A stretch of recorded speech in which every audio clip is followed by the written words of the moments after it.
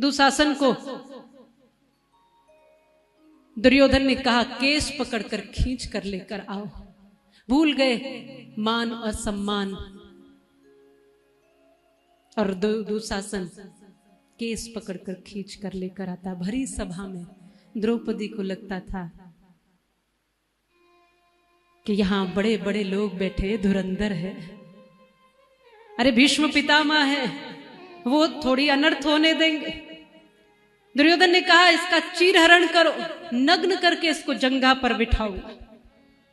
वो हाथ जोड़कर कहती रही इस समय मैं रजस्वला स्थिति में हूं, कभी किसी ने मेरा नख तक नहीं देखा, नाखून तक नहीं देखा, पैर का अंगूठा तक नहीं देखा, और तुमने भरी सभा में कुल वधू को यहां लाकर खड़ा कर दिया। दुशासन चीर खींचने की तैयारी में, उसको आस है कि इतना अनर्थ थोड़ी होगा मेरे साथ, उसको विश्वास है ये मेरे पितामह बैठे हैं, गुरु द्रोणाचार्य हैं, कृपाचार्य हैं, मेरे 5 पति हैं, और इन सब से ऊपर राजा धृतराष्ट्र हैं जो कि मेरे पिता समान हैं, मेरे ससुर हैं, वो मेरे साथ इतना अन्याय थोड़ी करने देंगे।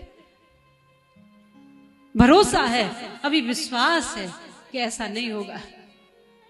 मेरी रक्षा करने के लिए यहाँ एक से एक व्यक्ति बैठा है, वो खड़ा हो जाएगा, ऐसा थोड़ी है। ये कुल बड़ा ऊंचा कुल है, इस कुल में ऐसा पाप थोड़ी हो जाएगा। और आस लगाकर कहा पितामह मेरी रक्षा करिए, ये चीरहरण करता है। पितामह एक शब्द नहीं बोल पाए, नीची गर्दन कर ली। कहा गुरु द्रोणाचार्य, गुरु कृपाचार्य, आप तो धर्म पर ही बोलने के लिए बैठे हैं ना, फिर आपके सामने अधर्म कैसे हो रहा है? मेरी रक्षा करिए, मेरी लाज बचाइए। एक भी नहीं बोला। 5 पतियों की तरफ इशारा करके कहा कि इसी दिन के लिए मुझे पत्नी स्वीकार किया था, कुछ तो कहो, तुम्हारी गदा की ताकत कहां है? भीम, अर्जुन का गांडीव धनुष कहां है? धर्मराज युधिष्ठिर का धर्म कहां है? नकुल सहदेव की सहानुभूति कहां गई? एक ने भी गर्दन नहीं उठाई। फिर कहा एक ही सहारा बचा, महाराज। धृतराष्ट्र चीख कर कहती है आप अंधे हो मैं जानती हूं, पर बहरे तो नहीं हो।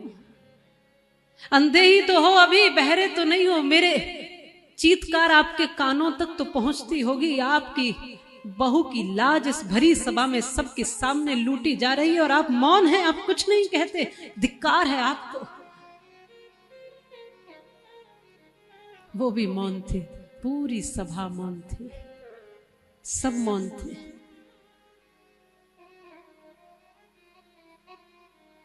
तब उस समय कोई न दिखा। तब द्रौपदी ने हाथ जोड़कर गोविंद को पुकारा। जिन पर आपको अभिमान है ना, जिन पर अकड़े बैठे हो, अभिमान करके बैठे हो, नहीं आने वाले हैं वो काम। कभी कभी आते ही नहीं। खास से खास रिश्ता भी धोखा दे सकता है। देगा ही ऐसा नहीं है, लेकिन आज के समय में दे सकते हैं, क्योंकि सबसे ऊंचा उनके लिए रिश्ता नहीं। जिसके लिए रिश्ते का मायना होगा वो दुनिया की हर चीज को छोड़कर अपने रिश्ते को मजबूत करेगा। लेकिन आज रिश्तों की कीमत नहीं है जी। कोई रिश्ता इतना मजबूत दिखता ही नहीं है। हमारे सबके रिश्ते खोखले से हैं, और इसलिए हम भगवान से भी ऐसा ही रिश्ता जोड़ के बैठते। भगवान से भी रिश्ता बहुत ज्यादा मजबूत नहीं जुड़ा। मजबूत जुड़े तो हम थोड़ी देर में व्याकुल थोड़ी हो गए। जैसे हमने दुनिया के साथ काम चलाऊ रिश्ते बना रखे, भगवान के साथ भी काम चलाऊ बना रखे। इसलिए जब ठाकुर जी नहीं सुनेंगे तो राम जी के पास चले जाएंगे, राम जी नहीं सुनेंगे तो महादेव के पास चले जाएंगे, भोले बाबा नहीं सुनेंगे तो देवी मैया के पास चले जाएंगे। 33 कोटि देवता हैं अपने, उन सब के पास जाएंगे। और कोई ना सुनेगा तो पीर फकीर पे चादर चढ़ाएंगे। अपने 33 कोटि भी कम पड़ जाते हैं। विश्वास कहाँ है? कैसा रिश्ता है ये? बदलते रहते हैं यहाँ। पत्नी अच्छी नहीं है, बदल दो, छोड़ दो, दूसरा विवाह कर लो, दूसरी भी ठीक नहीं आई, तीसरी भी ठीक नहीं है, कोई ठीक ही नहीं। झांक कर देखो कहीं ऐसा तो नहीं हम ही ठीक नहीं है।